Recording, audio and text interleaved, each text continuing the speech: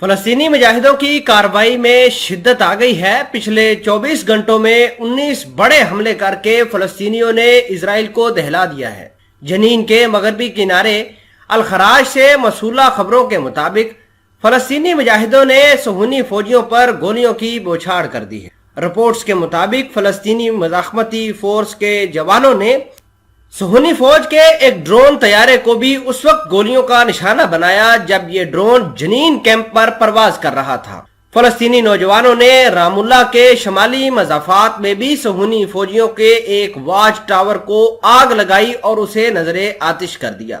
دوسری جانب صہیونی آبادکاروں نے البرہ علاقے میں فلسطینیوں اور ان کی گاڑیوں پر پتھراؤ کیا ہے، جس کے نتیجے میں کئی فلسطینی زخمی ہو گئے ہیں۔ خبروں کے مطابق غرب اردن میں صہیونی مخالفت کارروائیاں تھمنے کا نام نہیں لے رہی۔ فلسطینی انفارمیشن سینٹر کے مطابق گزشتہ 24 گھنٹوں کے دوران فلسطینی مجاہدوں نے 19 بار صہیونی فوجیوں پر بڑے مسلحانہ حملے کیے ہیں، جس میں اسرائیل کو جانی اور مالی دونوں نقصان پہنچا ہے۔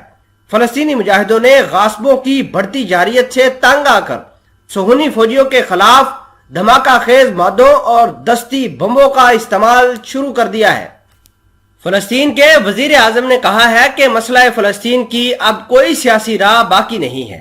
فلسطینی انتظامیہ کے وزیر اعظم نے یہ بھی کہا ہے کہ فلسطین پر غاصبانہ قبضے کے خاتمے کے لیے اب کوئی سیاسی راہ حل کا تصور نہیں کیا جا سکتا۔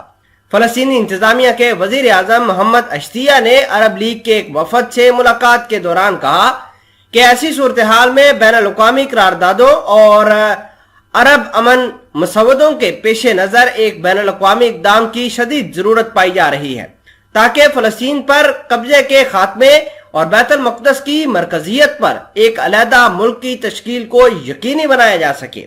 محمد اشتیہ نے مزید کہا کہ اسرائیل غاصب نظام نے صہیونیت کو دینی رنگ دے کر ایک سسٹم قائم کر رکھا ہے اور مسجد اقصی اور مقدس مقامات کے خلاف ایک مذہبی جنگ چھیڑ دی ہے۔ انہوں نے یہ بھی کہا کہ صہیونی حکومت نے کالونیوں کی تعمیر اور فلسطینیوں پر قاتلانہ حملوں کی بھی رفتار تیز کر دی ہے اور اس کے لیے قانونی جواز بھی فراہم کیا جا رہا ہے۔ رپورٹس کے مطابق فلسطینی انتظامیہ کے وزیر اعظم نے عرب لیگ کے وفد کو فلسطین کی سیاسی اور زمینی صورتحال اور اسی طرح غاصب افواج کی مسلسل جارحیتوں سے اور فلسطینی شہریوں پر انتہا پسند صہیونی آبادکاروں کے حملوں سے آگاہ کر دیا ہے۔